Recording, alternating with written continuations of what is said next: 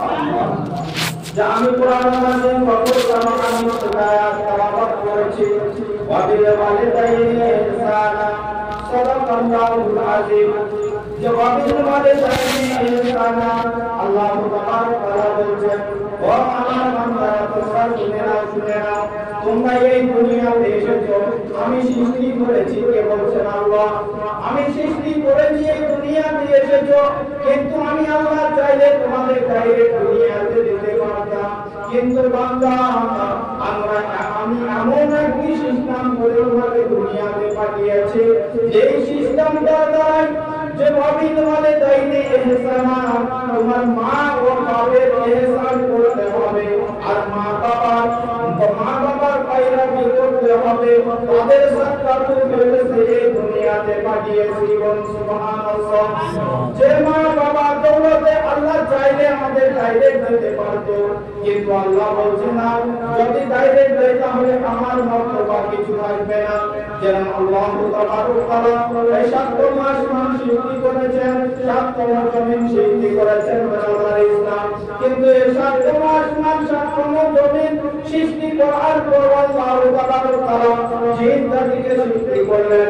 এই জিন জাতি সৃষ্টি করার পরে আল্লাহর ঘোষণা করছে, আল্লাহ তো বলছে আমার মনে শান্তি আসে না, আমার মনে শান্তি আছে না।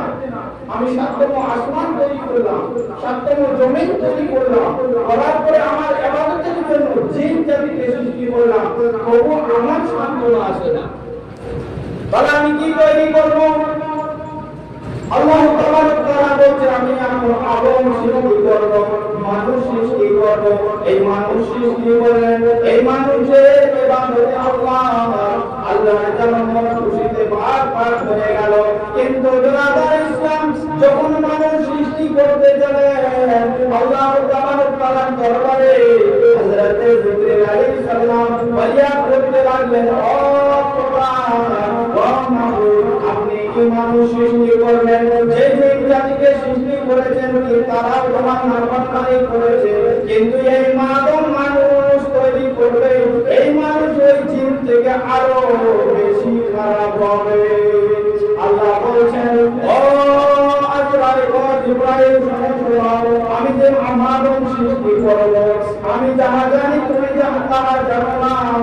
আমি আগুনকে সৃষ্টি করার প্রথমে, এই দুনিয়া সৃষ্টি করার প্রথমে ওয়ামা আরসালনাকা ইল্লা রাহমাতাল লিল আলামিন, আমি রাহমাতাল লিল আলামিনকে সৃষ্টি করেছি। ওই রাহমাতুল লিল আলামিনের বরকতে